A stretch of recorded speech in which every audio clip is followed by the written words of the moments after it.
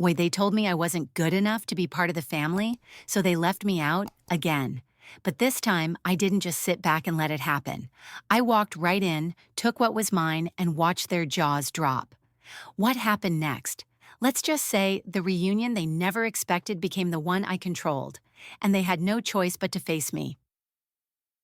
My name is Eliza, and I've always considered myself a part of the invisible crowd, one that's there, but not quite seen.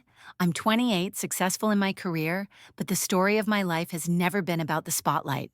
I learned early on that it's better to keep my head down, avoid ruffling feathers, and let the world pass me by. And that's exactly what I did when it came to family matters.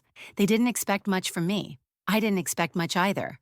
But somehow, this time, it felt different. It's the kind of invitation that's been casually ignored for the past few years. The annual family reunion. The kind of event where you pretend everything is fine, where everyone smiles wide, and you laugh at jokes that don't quite land. I used to go when I was younger, before the silent distances between us became insurmountable, before I was just the cousin who wasn't interesting enough to remember.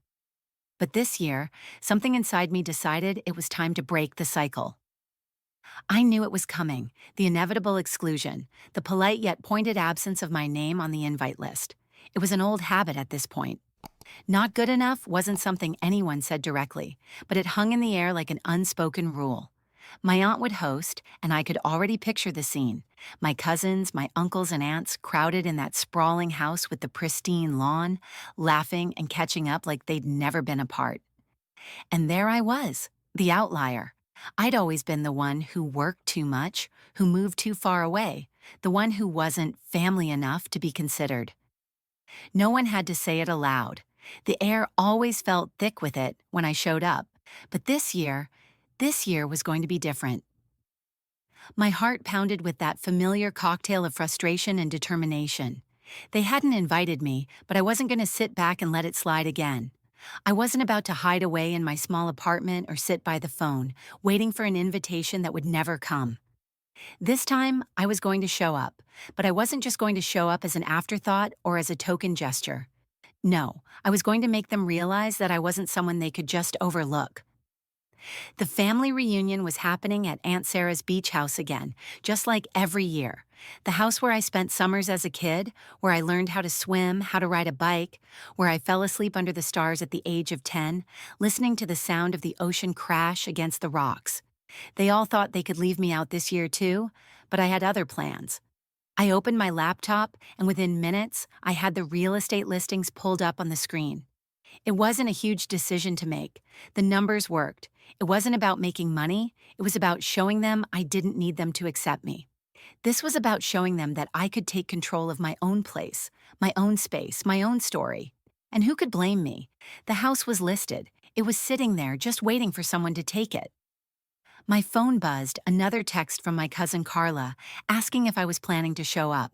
Her message was polite, even kind, but there was the underlying sense that I wasn't really wanted. The message was the same as always. You know it won't be the same without you, but we understand if you can't make it. I smiled bitterly, typed a quick response, and hit send. I wasn't going to show up. I was going to own the place. The offer was going through. I was about to close on the beach house. It wasn't a huge gesture. It was a quiet, legal act that would completely change the game. The beach house was about to become mine. I wasn't going to beg for a seat at the table. I was going to make sure the table came to me. By the time I hit send on my email to the realtor, I could already picture it in my head. I saw the place, the wide view of the ocean from the porch, the soft hum of the waves crashing against the shore. My family would be arriving in a few days, luggage in hand, ready to spend a long weekend pretending they cared about each other. But this time, they'd be asking the front desk, "Are you on Miss Eliza's guest list?" And they wouldn't be able to lie or leave me out. It was my turn now. I wasn't just going to crash the reunion, I was going to own it. The transaction was quick, but as I signed the papers, the weight of what I was about to do settled in. This wasn't just a property. This was a battle I had been preparing for quietly in the corners of my mind for years. I had to ask myself, was I doing this out of spite? Was I trying to make them feel guilty? Force them to see me? Maybe. But I also realized something important. I wasn't doing this to prove anything to them anymore. I was doing this to prove it to myself. This was for me, not them. This was my moment, my reclaiming of something that should have been mine all along. The house wasn't the prize. It was the way I was going to take back control of my own life. I picked up my phone and called the one person who would understand. Savannah, I said, I'm doing it. I'm buying the house. I'll see you this weekend. I'm crashing their party, except I'm not crashing it. It's mine now. Her laughter rang in my ears. About time. Can't wait to see how they react. And just like that, I was ready. Ready to walk into the reunion as the one who didn't just show up to be seen. I was showing up to make them recognize me. The day arrived, bright and sunny, just like any other summer day, yet something felt different.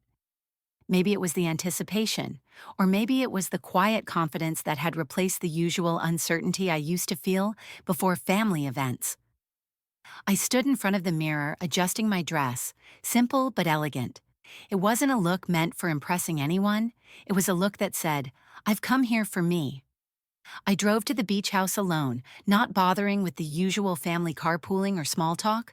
They weren't expecting me, and I wasn't going to give them a chance to prepare. As I neared the familiar coastal road, I felt a rush of memories flood back, some painful, some sweet. This was the house where I'd spent summers with my cousins, where Aunt Sarah would host barbecues, and where the adults would gossip behind closed doors while we kids played games on the lawn. I hadn't been here in years, not since I was last deliberately excluded from one of these family gatherings. But this time, the house wasn't just a backdrop to family drama. This time, I had a stake in it. I had a key now. It was mine. I could already picture the scene when I would walk in. My cousins Trinity, Marco, and Carla, along with their parents, lounging in the living room with drinks in hand. They'd be chatting, laughing, but that momentary silence when they saw me walk in would be impossible to miss. I wasn't just a forgotten name on an invitation this time. No, I would be the one holding the card, the one who could decide whether they even had a seat at the table. When I pulled into the driveway, the house was exactly as I remembered it. Large, airy, with the scent of salty ocean air lingering in the breeze. I parked my car, took a deep breath, and walked up the stairs to the front door. My heart was steady now, no longer thudding with nervous anticipation. I rang the doorbell and heard footsteps approaching from inside. When the door opened, I didn't see Aunt Sarah's familiar face or any of my cousins. I saw the receptionist, a young woman I didn't recognize. "Hello, welcome to Ocean Crest Beach House. Can I help you?" she asked cheerfully, her eyes flicking to the clipboard she held in her hands. "Yes, I'm Eliza Garrison. I believe I'm on the guest list?" I said, my voice calm but firm. She looked at me for a moment, clearly trying to reconcile the name with the list she was holding. There was a brief pause as she scanned the sheet. "Oh yes, Miss Garrison, you're listed as the primary guest. Let me get your room key." I could see the surprise in her eyes. She hadn't expected this. No one had. I smiled politely, handing her my ID. Her fingers fumbled with the key cards as she handed one to me. "Your room is on the second floor. If you need anything, don't hesitate to ask. Have a wonderful stay," she said, almost too brightly, as if trying to mask her confusion. I thanked her, taking the key and walking past her, my footsteps echoing in the hallway. I wasn't sure what I expected when I arrived, but it certainly wasn't this. The silence that hung in the air felt like a weight that no one had acknowledged yet. I knew they'd be arriving soon.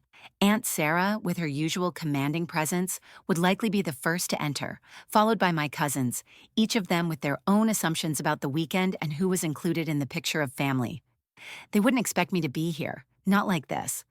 I wasn't supposed to be included. Not after all the times they left me out. But I wasn't going to hide in the shadows. I wasn't going to play the part of the invisible, silent relative anymore. This was my moment, and they were going to feel the weight of my presence. I made my way upstairs to the master suite, which was perfectly set up, like it had been waiting for someone. The bed was already made, the curtains drawn back to let in the natural light. It was exactly as I remembered it from my childhood. Cozy, comfortable, and all too familiar. I set my bag down, then stepped out onto the balcony, the breeze coming off the ocean cool and refreshing. Looking down, I saw the first car pull into the driveway. It was Aunt Sarah's, a white sedan with a faded family sticker on the back window. Behind her, a few more cars followed, each one familiar. My cousins, my uncles, everyone who had been part of my childhood. The same people who never saw me as part of the picture, the ones who never bothered to ask how I was doing or whether I even wanted to be a part of their lives. I watched them step out of their cars, looking around, chatting as they unloaded their bags. I stayed on the balcony, quietly observing, feeling a strange mix of emotions swirl in my chest. I wasn't angry. I wasn't bitter, not anymore. What I was feeling now was something different. It was a sense of inevitability, a feeling that I had earned my right to be here. The fact that they would be walking into the house soon, not knowing who owned it, was the ultimate form of closure. It wasn't about revenge or punishment, it was about taking back what was mine. Then came the moment I'd been waiting for. Aunt Sarah stepped out of the car, looking radiant as always, her smile wide and welcoming as she usually was. But I could see it. The flicker of surprise in her eyes when she saw me standing on the balcony. She didn't know whether to wave, to come inside, or to pretend I wasn't there. But she'd have to face it soon. I wasn't hiding anymore. Aunt Sarah paused for a moment before stepping inside, the sound of her heels clicking across the floor. I took a deep breath and walked back to the living room, where the others were sure to follow. There would be no apologies, no explanation. This was it. They would have to face the truth that I was no longer the one who was ignored. I was the one who held the keys to the house. It was my turn to be seen. The door opened, and one by one my family entered, their faces lit with the excitement of seeing old friends and family, of stepping into the comfort of their familiar haven. But the moment they saw me standing there, the energy shifted. The room fell silent. Aunt Sarah stepped forward first, her usual warm expression faltering for a second. "Eliza?" she asked, confusion clouding her tone. I nodded, the corners of my mouth twitching into a smile. "Yes, Aunt Sarah, it's me. I'll be here this weekend, just like everyone else." The silence in the room was palpable. The shock, the disbelief, it was all there, hanging in the air like an unspoken truth. And for the first time in a long while, I felt seen. The room remained unnervingly quiet. My cousins were still in the doorway, their eyes darting between one another, searching for something to say. The silence stretched on far too long, and I could feel the tension building with every passing second. It was as if no one knew how to address the elephant in the room. Me standing there, in the very house they thought was still theirs. Aunt Sarah finally found her voice. "Eliza, She paused, clearly struggling to find the right words. "I don't understand. You weren't supposed to be here. You didn't even RSVP." I could see the disapproval in her eyes, though she masked it behind her confusion. She was the matriarch of the family, always the one who ran things. But now, standing in my own house, I realized how little control she actually had. Her authority, once unquestioned, had cracked. I didn't need to explain myself. I didn't need to justify why I was here. The house, the keys, everything was mine now. It was her turn to wonder why I had come. "I didn't need to RSVP," I said, keeping my voice calm but firm. "I'm the one who owns the house now. The invitation was never meant for me, but that doesn't change the fact that this place is mine." My eyes met Aunt Sarah's, unflinching. "And you're all welcome to stay, of course, but you'll have to check in like any other guest." Aunt Sarah looked as if I'd slapped her across the face. Her lips parted, but no words came out. My cousins, who had entered behind her, stood frozen, their expressions a mix of surprise and something darker, resentment maybe. It wasn't just the shock of seeing me, it was the realization that I had, in some way, taken something from them. I wasn't part of the family reunion. I wasn't a guest. I was the one holding the power now. Trinity, my older cousin, was the first to recover. She crossed the room in a few quick strides and stopped in front of me. Her eyes narrowed, her arms folded tightly across her chest. "What's the deal, Eliza?" she asked, her voice sharp. "We've been planning this weekend for months. You show up, uninvited, and just take it from us? How could you—" I cut her off, my voice steady but carrying weight. "I didn't take anything, Trinity. You all took it from me a long time ago. I wasn't invited here for years. I was the one left out of everything: the birthdays, the reunions, the celebrations. Well, I'm not invisible anymore. Trinity opened her mouth to argue, but the words died on her lips. She seemed to hesitate, to falter in that moment. I could see her struggling to hold on to her anger, but deep down, she knew it was her own guilt that was surfacing. The family had conditioned her to think of me as an outsider, and now the tables had turned. It wasn't just that I was in their space, it was that I was no longer the person they could overlook. For a long moment, no one spoke. It was as if we were all waiting for someone to break the silence, to diffuse the tension. But I wasn't going to be the one to apologize. I wasn't going to apologize for taking what should have been mine in the first place. My mother used to say that family was everything, but she'd also made it clear over the years that family could be cruel, could be dismissive. It wasn't something that came with unconditional love, it came with terms, with unspoken rules, and most of all, with control. I wasn't going to play by their rules anymore. Aunt Sarah cleared her throat, finally speaking again, though her voice was a little shaky. Eliza, I'm not sure what game you're playing here, but this is a family gathering. You can't just— I cut her off, my patience running thin. It's not a game, Aunt Sarah. It's reality. I was excluded for years, and now I'm here, and I'm not asking for anyone's permission. I could feel the weight of their gazes on me. Aunt Sarah's expression was hardening, but she was struggling to maintain control. Trinity stood at her side, still visibly stunned, and the others, my uncles, my cousins, hovered at the edges of the room, unsure whether to step in or not. Look, Eliza, Aunt Sarah began again, her tone more conciliatory now. We never meant to exclude you. It was just— well, you always seemed so busy, so wrapped up in your own life. We didn't think you'd want to come. I couldn't help but scoff. That's exactly it, Aunt Sarah. You never thought. Not once did anyone actually ask me if I wanted to be included. You just assumed I didn't care, that I wasn't important enough to make the effort. Well, guess what? I care. I'm here, and I don't need anyone's approval. The finality of my words seemed to hang in the air like a challenge. I wasn't just confronting them anymore, I was making sure they understood. I wasn't playing their game of exclusion. I wasn't going to stand in the background, smiling quietly while they talked over me, laughed behind my back, and acted as though I didn't matter. Aunt Sarah looked over at the others, trying to gauge their reactions, but no one spoke up. The uncomfortable quiet stretched again, and I could see the frustration and embarrassment beginning to show on their faces. This wasn't what they had expected. They had expected me to be the one apologizing, the one groveling for their acceptance. Instead, I had flipped the script entirely. I had taken control of the situation, of my own story. Finally, it was Marco, my cousin who had always been a bit more laid back, who spoke up. All right, he said, raising his hands in mock surrender. You've made your point, Eliza. We get it. You're in charge now. But you could have just called ahead and let us know. We didn't know what to expect. I looked at him, my lips twitching slightly. If I had called, you would have found a way to tell me I wasn't welcome. So no, I didn't call ahead, and I'm not asking for permission anymore. Aunt Sarah nodded slowly, the anger in her eyes beginning to simmer down. You're right, she said quietly. We made assumptions. We didn't think we were leaving you out, but we were. And I guess we'll have to adjust now. That admission, though quietly made, felt like a small victory. But it wasn't the end of the battle. This was only the beginning. They hadn't accepted me yet. They hadn't truly seen me for who I was. And that was fine.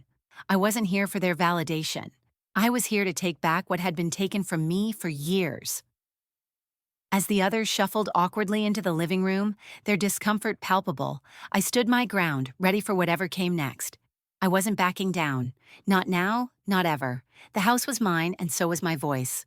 The room fell back into that strange quiet again, but it wasn't the same as before.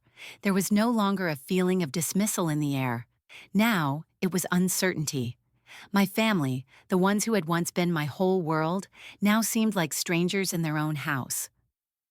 I wasn't looking for an apology, but their inability to confront the situation head-on made the air feel thick, like a storm was brewing just beneath the surface.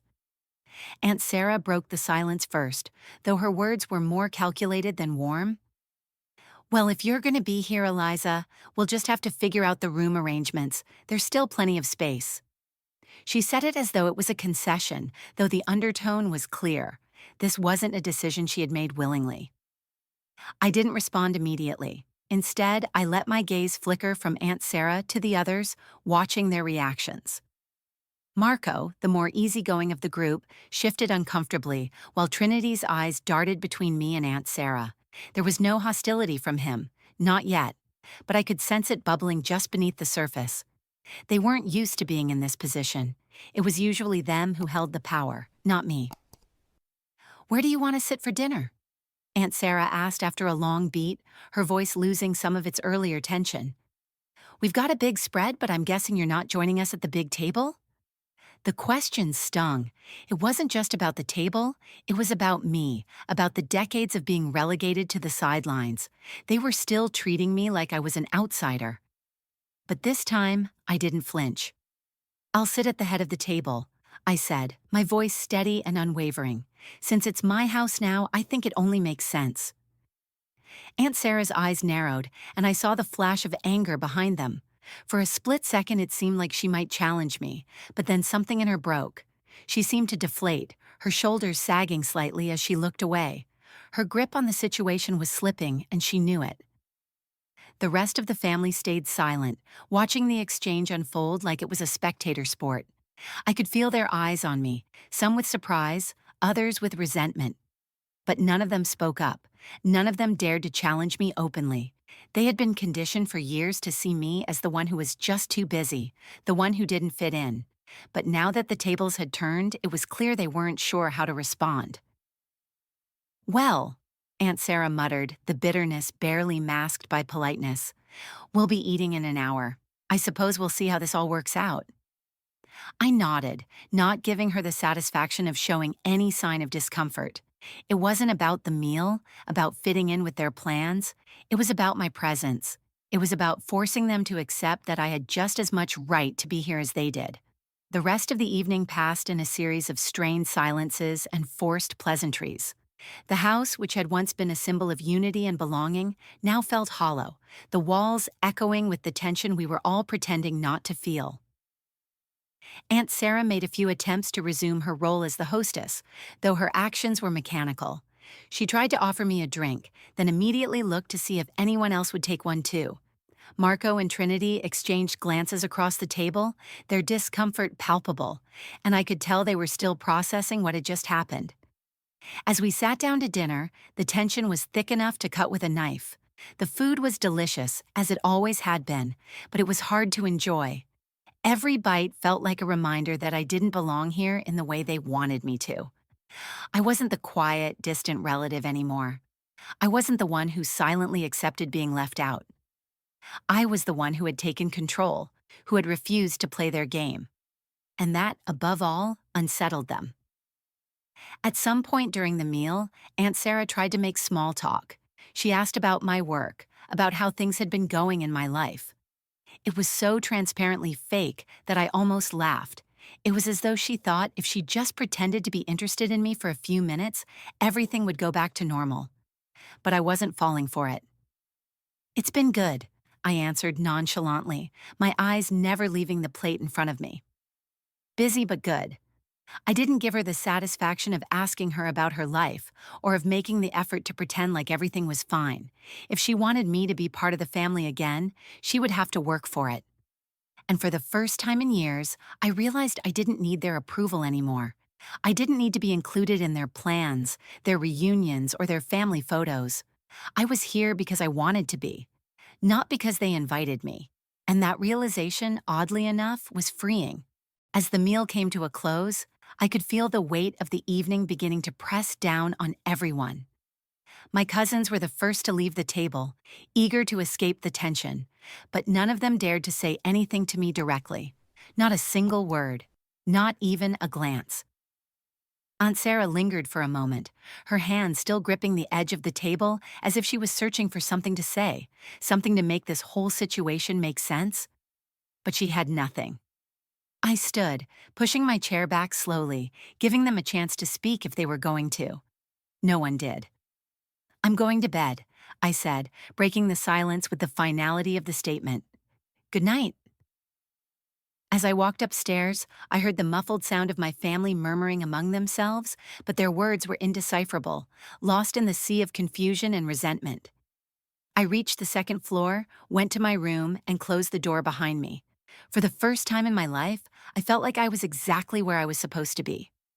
The following morning came, and with it, the unmistakable tension that had settled like a thick fog in the house. It was barely past dawn, but the silence from the night before still hung heavy in the air. I woke up early, just as I always did, the cool ocean breeze filtering through the open window. There was something peaceful about being here, alone with my thoughts, away from the noise of everyone else. It almost felt like I was the only one who wasn't pretending. As I made my way downstairs, I found Aunt Sarah already in the kitchen, bustling around as though nothing had happened. She was making coffee, her back turned to me. I could see the stiff set of her shoulders, the way she was moving just a little too quickly, as though she were trying to outpace the discomfort in the air. "Good morning," I said, my voice cutting through the stillness. She stiffened, then turned slowly to face me. Her eyes flicked to mine, searching for something. Maybe an apology, maybe some sign that I'd back down, but I wasn't giving her that. Not now, not ever. "Morning," she replied, her tone more guarded than usual. "Coffee?" I nodded, but didn't approach the counter. I stayed where I was, leaning against the doorframe, watching her. I could see that she was struggling to maintain the facade of normalcy, but it wasn't working. It was too late for that. "I didn't expect you to be up this early," she said, her voice soft but edged with something I couldn't quite place. "Neither did I replied, staring at the way she fidgeted with the coffee pot.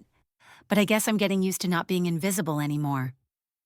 Her face tightened at my words, and for a second she looked almost guilty. But guilt didn't matter. Not anymore. She had played her part in making me feel small for far too long. It was time she faced the consequences of her actions. "You should have called," she murmured, pouring coffee into a mug. "We didn't know how to—" "You didn't know how to what, Aunt Sarah?" I cut her off, stepping into the kitchen, my voice rising just enough for her to hear the challenge in it. "You didn't know how to include me. You didn't know how to stop treating me like I was invisible? You didn't know how to stop making me feel like I wasn't good enough to even exist in this family?" Her hand faltered, coffee spilling over the rim of the cup. She blinked rapidly, her lips pressed together as though she were trying to suppress something. For a moment she didn't speak. Her eyes darted to the floor, then back to me. "I didn't mean to hurt you," she finally said, the words strained as if they didn't quite fit. "But you did," I replied flatly, "for years.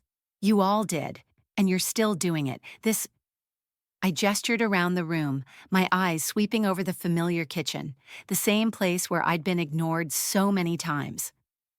"This isn't about the house. It's not about the reunion. It's about you and everyone else always acting like I don't matter. It's about being the one who's always on the outside." She opened her mouth to respond, but I held up a hand, stopping her. "Number don't.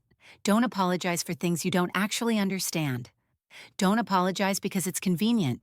You don't get to act like everything is fine now, because I'm standing here in your house. You don't get to pretend that nothing happened." Aunt Sarah closed her mouth, her eyes now filled with something between frustration and regret. It was clear that she was struggling to hold on to the last remnants of control she had over the situation. But I wasn't backing down anymore. I wasn't going to let her smooth things over with empty words. "Last night," I continued, "you wanted to pretend like nothing had changed. Like I was just supposed to slot back into my old role, like I was supposed to play the part of the forgotten relative. But that's not going to happen anymore. I'm not here to be the person you put on the back burner because you don't know what to do with me." The silence stretched between us, thick and suffocating, before Aunt Sarah finally spoke again. I don't know how to fix it, Eliza," she said quietly, her voice breaking just slightly. "I don't know how to make it right." I let her words settle in the air before I responded. "You can't fix it. You can't make up for years of ignoring me. You can't erase the fact that you've always treated me like an afterthought. but you can stop pretending that it's okay. You can stop treating me like I don't matter. And that's a start. She didn't say anything more, her shoulders slumping slightly. She seemed smaller now, less like the commanding figure I'd grown up with, and more like someone who had finally realized that things had shifted, and she couldn't control it anymore. I wasn't going to play her game anymore. I wasn't going to fall back into my old place in this family. I was here, and I was taking up space, whether they liked it or not. I turned to leave the kitchen, the weight of what I'd just said settling heavily in my chest. There was no going back now. The confrontation with Aunt Sarah, though painful, had been necessary. But I knew it wasn't over. Not by a long shot. There would be more battles to fight, more conversations to have. My family wasn't going to change overnight. They wouldn't suddenly become the family I had longed for. But that didn't matter anymore. I didn't need them to change. I didn't need them to accept me. Because for the first time in my life, I accepted myself. And that was enough. As I made my way back upstairs, I felt the weight of the house around me, the house that was now mine, the house that had been a symbol of my family's power and control. But now, it was something else. It was mine. And no matter what came next, no matter how hard they tried to hold on to their old narrative, I wasn't going to be written out of this story again. The game had changed, and this time, I was the one holding all the cards. By the time the evening rolled around, the tension in the house had reached its peak. The family was no longer pretending that things were fine. The attempts at small talk, the forced pleasantries, had all crumbled under the weight of unspoken truths. Aunt Sarah had retreated to her usual spot in the living room, staring out the window as if the answers to all her questions were just out of reach. Trinity had barely said a word to me all day, and Marco had tried, unsuccessfully, to mediate, but no one had spoken about what had happened. No one except me. It was clear they were waiting for me to leave, waiting for me to back down. But I wasn't going anywhere. As dinner time approached, I could sense the underlying anxiety among them. The family gathered around the table, their faces drawn and guarded, looking like they were still processing everything. No one knew what to say, but they knew they couldn't ignore me anymore. This wasn't a scene from the past where they could silently pretend I wasn't there. I was part of the story now, not a side character. Aunt Sarah's voice broke the silence. "Eliza," she began, though she hesitated, as if weighing her words carefully. "You were right. I should have included you.